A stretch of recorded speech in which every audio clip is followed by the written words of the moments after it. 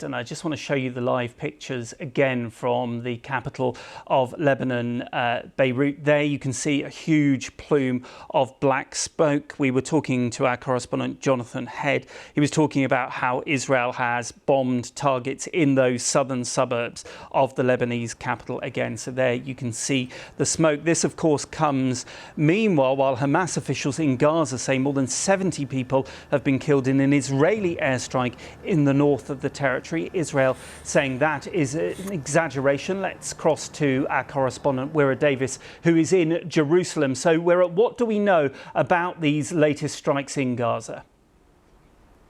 As you said, latest strikes is perhaps the key word. This is an ongoing military offensive by Israel now that's been focused on northern Gaza for well over a week. Israel saying it's going after the remaining Hamas and Islamic Jihad fighters in the area, but of course more than 400,000 people are in effect trapped in parts of northern Gaza, and the latest incident was an Israeli airstrike against what is reported to be a residential tower block in Beit Lahia, right in the north of the Gaza Strip. As you said, according to local Hamas-run health authority and local officials there, more than 70 people are killed.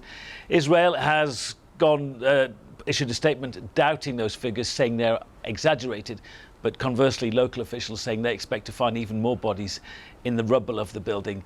The UN has described the humanitarian situation in that part of northern Gaza as absolutely unbearable, with not enough food aid getting through and what is in effect an Israeli blockade now around that part of northern Gaza. Is there anywhere that the Palestinian people can go? What does Israel say about where is safe there? No, well, Israel says it has encouraged, even forced civilians to try and leave the areas of fighting and go to what Israel describes as safe areas. But as we saw in that letter from the Americans last week that was leaked, there is no real safe area in Gaza. Indeed, many of the fatalities we've seen in the recent weeks have been people who've moved from one part of northern Gaza to a designated safe area, and then that area has come under attack, relentless attack by the Israelis, and civilians have been killed there. So I think it's fanciful to think at the minute that there is such a thing as a safe area, particularly in northern Gaza, and that is the UN's point, is that there is nowhere that's safe. Life is unbearable for people. However many people were killed in this latest airstrike, we know that hundreds have been killed in this operation in the last week or so. More than 42,000 people, of course, have been killed in Gaza since the start of the war. Many of those people are civilians, and the death toll continues to rise. And is there any sign that Israel is going to allow more humanitarian aid in, like the US has demanded that it should?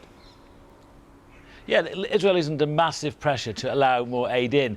Israel, again, you listen to the Israeli representative at the UN, Danny Danon, he says there is no aid crisis. He says there are millions of tons of aid getting in. Well, that doesn't relate to facts on the ground. The UN says that barely a fraction of what is needed is getting in. 50 trucks, for example, have been getting in per day over the last few days. Well, that's way short of the 500 trucks a day that are needed. Some aid is being dropped from the air. It looks impressive, but it doesn't go anywhere near to alleviating the needs of the people in northern Gaza. And meanwhile, yesterday we had that drone getting near to the Israeli Prime Minister Benjamin Netanyahu's house from Lebanon.